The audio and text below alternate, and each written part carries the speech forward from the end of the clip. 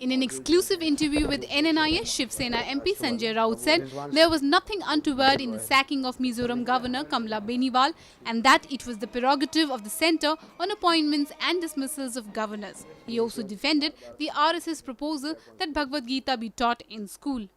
Just 2 months before her tenure ends, Beniwal, who has had sharp differences with Narendra Modi when he was Gujarat Chief Minister, was sacked.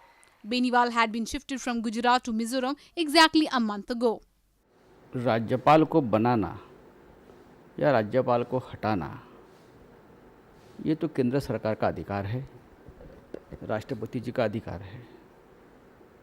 और जब सरकार बदल गई यहाँ तो बहुत से राज्यपालों ने अपने आप इस्तीफा दिया। तो गुजरात के राज्यपाल का भी यही काम था कि इस्तीफा अगर दे देते तो अच्छा रहता, लेकिन इस्तीफा नहीं दिया। मिजोरम में उसका तबादला हो गया है। अब वहाँ क्या है क्या नहीं मुझे मालूम नहीं, लेकिन अगर सरकार ने एक निर्णय लिया है तो सरकार की कोई भूमिका होगी उसमें, राष्ट्रपति की भूमिका होगी उसमें, तो उसके ऊपर कोई राजनीति करने की ज़रूरत नहीं है। उसके पहले भी कांग्रेस काल में, जब इंडिया के शासनकाल में जो राज्यपाल अपॉइंट हुए थे उनको भी इसी तरह से निकाला गया था।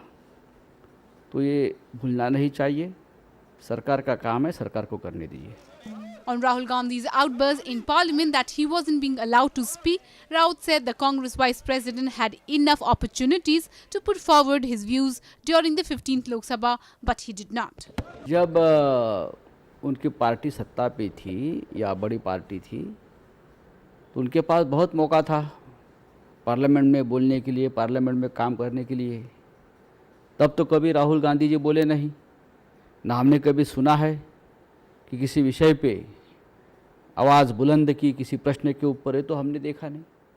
तो आप उनको अगर जाग आई है काम करने के लिए तो उनका स्वागत है। वेल में आ गए थे कल।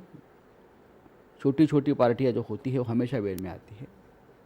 तो कांग्रेस एक छोटी पार्टी बन गई है, तो अपनी आवाज़ जनता तक पहुंचाने के लिए और लोगों का ध्यान आकर्षित करने के लिए वो लोग वेल में आए होंगे, तो उनका अधिकार है। कांग्रेस को तो सवाल करना ही है, छोटी पार्टी है, छोटी छोटी पार्टी इस प्रकार के सवाल करते हैं, ध्यान नहीं देना चाहिए। देखिए, भगवत गीता ये कोई धार्मिक ग्रंथ नहीं है। किस प्रकार से जीना चाहिए, किस प्रकार से आचरण करना चाहिए, नैतिकता, संस्कार, इस बारे में ये भगवत गीता ने जो दिशा दी है पूरे विश्व को, तो अगर वो स्कूलों में पढ़ाया जाए तो उसमें गलत क्या है? ये हिंदुस्तान में अगर भगवत गीता नहीं पढ़ाएंगे तो क्या करेंगे? पढ़ना ही चाहिए।